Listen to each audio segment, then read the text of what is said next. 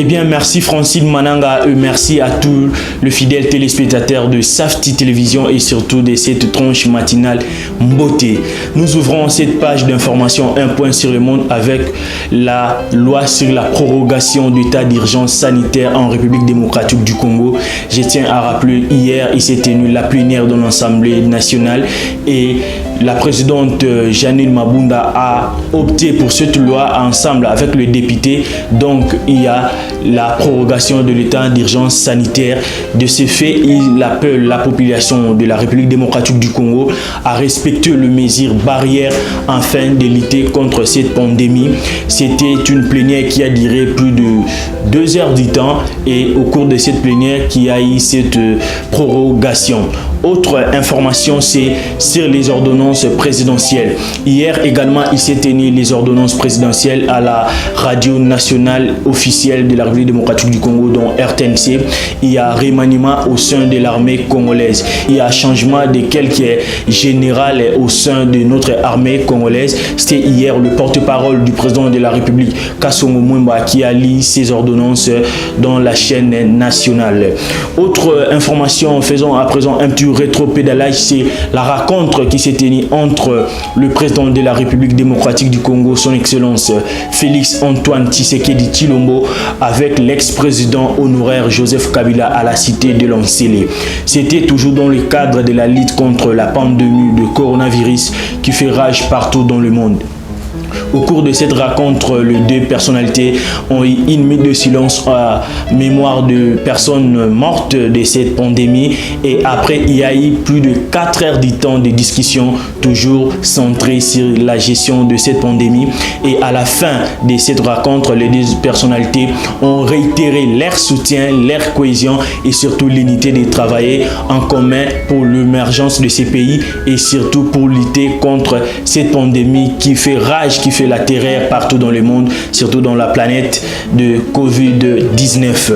Autre information à présent sur le port obligatoire de masques dans la ville-province de Kinshasa. Le gouverneur de la ville a décrété récemment une décision en rapport avec le port obligatoire de masque dans la ville de province de Kinshasa, mais cette question reste une réalité et parfois utopie car la rédaction de Safety Télévision a parcouru la ville-province de Kinshasa pour observer si cette mesure a été respectée et je tiens à rappeler la population que la pandémie de coronavirus c'est une maladie très mortelle, c'est une maladie qui fait rage partout dans le monde. Si dans d'autres pays les gens meurent et ici on est épargné, ce n'est pas seulement la grâce de Dieu comme les gens le disent, mais c'est peut-être par rapport à la prévention. Raison pour laquelle moi j'aimerais à ce que nous renforçons encore les mesures préventives afin de pouvoir nous aider à mieux se protéger.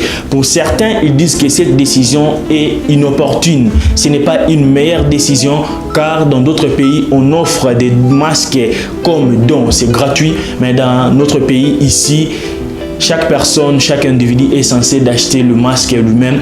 Et voilà, nous lançons le cri d'alarme à nos autorités par rapport à la situation dans la cité, par rapport aux citoyens congolais. Mais pour certains, quand même, c'est une bonne décision car nous devons nous protéger. Le coronavirus est une maladie très mortelle et chacun peut procurer même le masque à tissu qui ne coûte d'ailleurs pas cher, c'est à 300 francs. Voilà la réalité autour du port obligatoire de masques dans la ville province de Kinshasa. À présent, parlons sur le plan international. Sachez que le confinement qui a été presque déclenché partout dans le pays, que ce soit en Europe, en Afrique, aux États-Unis d'Amérique, il y a une exception d'un pays, c'est la Suède. La Suède, il n'y a pas de confinement, il n'y a pas eu aussi de mise en quarantaine. Le pays marche comme d'habitude. La population vit au quotidien. Il y a l'ouverture de bars, des restaurants, d'écoles, d'universités et presque les gens vaguent normalement comme s'il n'y avait rien et ça inquiète même l'Organisation mondiale de la santé et même d'autres pays. Nous tous, nous ne comprenons pas pourquoi ces pays ne s'inquiètent pas même de cette pandémie qui fait rage partout d'ailleurs dans le monde. Aussi longtemps, il y a aussi déjà plus de 1300 cas testés positifs, mais il n'y a pas de mise en quarantaine ni les confinements. Le pays vague normal. Donc la Suède est l'exception du confinement de cette pandémie du coronavirus. Mesdames et messieurs, voilà ce qui était l'essentiel de Un point sur le monde de cette tranche matinale beauté de ce vendredi. Quant à moi, je vous dis merci beaucoup. Je tiens à dire merci au directeur des programmes, M. Christian Ali. Merci à David Mbachikieu, le directeur adjoint d'information de Safety Télévision. Merci au directeur technique Jonathan Louyalou pour la meilleure supervision de cette tranche matinale beauté. On se retrouve à la prochaine et je remets l'antenne à Francine Mananga.